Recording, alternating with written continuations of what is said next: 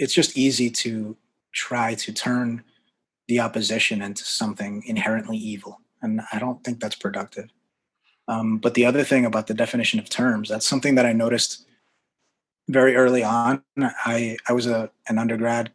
My undergrad, I was a psychology major, and you have to take these courses for experimental psychology. Running experiments and learning about variables and independent variables and that sort of thing. And one of the things that I always carried with me was this idea of operational definitions. Every psychological paper or every scientific paper you're going to read is going to define their terms very clearly right at the beginning, so that you know exactly what they mean and what they don't mean. Because otherwise, all their findings are going to make no sense. If you have a different definition for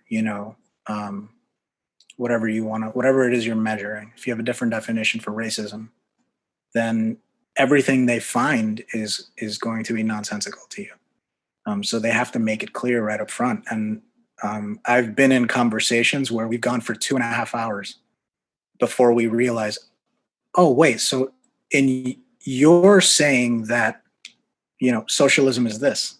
I meant socialism like this.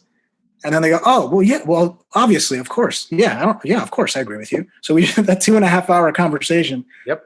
was based on, it's like that sitcom trope where two characters think they're talking about the same thing. And it's funny because we know that they each mean something different. Right. And it's just this ridiculous exchange that they're getting more and more confused. And, it's that sort of thing. Yeah, absolutely. In fact, I would say any word that ends in ism seems to fall into into that category of Yeah, words that you can waste 2.5 hours at Thanksgiving or whatever, absolutely. having a conversation, and then finally realize, and that's even if you ever do realize, because I find that most people never do, because they will leave the conversation in a huff thinking that that person was a horrible person, Right. or they've ever realized that you actually were just a part of a solo conversation, that there was no second party in that conversation because you were talking about two different things. It's Yeah. like, if I, this is a classic kind of a uh, cognition or consciousness exercises, but it's that whole thing of, how do I know that the color blue looks the same to me as you see the color blue? And the whole time we're arguing about what the color blue is, and it turns out that when you see blue, you see red or whatever, right?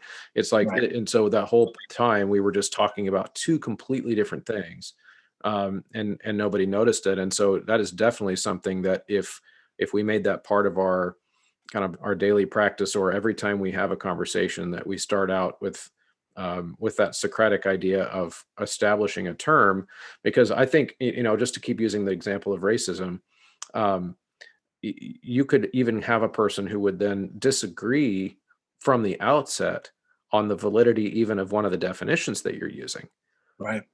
And that's okay, because then at least you're having a conversation, and you both know where the disagreement is. Yeah. So, like, if I put forth a definition of something, and you at that point say, "Oh, well, that's not a good definition." Well, then we're moving. Then we're actually having a conversation about the term, and we're Right. both on the same page. We're both aware right away that where the disagreement is, and I think we're less likely to get into a huff when we have conversations like that, because I think a lot of the anger, a lot of the, besides the performative stuff we talked about earlier, comes from the frustration. It's like an exasperation. It's like, oh, and because we don't feel like we're ever going to get anywhere. Right. Yeah. You know, part of the problem, especially online, though, is that you're getting a ton of jargon all at once. You're getting racism, but you're also getting microaggressions, and you're getting, critical race theory, and you're getting all these things that are really difficult to parse. It's a lot of stuff going on there. So I generally try to just avoid the terms completely, and I focus on whatever the behavior is or whatever the idea is. Hmm. So instead of trying to like relentlessly just define racism and make sure that the other person is using racism in the way that I'm using it, I'll just say, listen, this behavior is wrong. That's what I think. I think Hmm. when people do this, that's wrong or counterproductive, or it leads to this outcome that I think is bad. And I just show the math, and I don't worry too much about, whatever you want to define it as, whatever you want to label this thing. What I'm saying is that this thing is whatever. Right. Um, Yeah, I kinda have a similar idea. I don't mind using the jargon, but I would say that tell someone that I actually don't care which definition we use. Yeah, I'd be happy to talk to you about any definition of any word. I just need to know what it is right. before we start. And I'll be intellectually flexible enough to have the conversation about whatever definition. Red is blue. That's fine. Let's say red is blue, and then we'll just have that conversation. But at Yeah. least then we're both on the same page. You know, you reminded me actually of, I don't remember who it was. I wouldn't out them anyway, but someone tweeted something to the effect of, "Here's a real handy way to spot Nazis. If you say, if you say I hate Nazis, and they ask you define Nazi, they're a Nazi." Wow.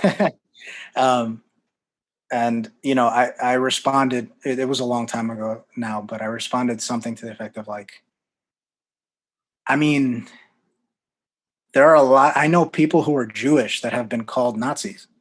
Hmm. So clearly, the definition has slipped a little bit from where you seem to think it is. And that's actually become a good question to ask just to make sure we're both talking about the same thing.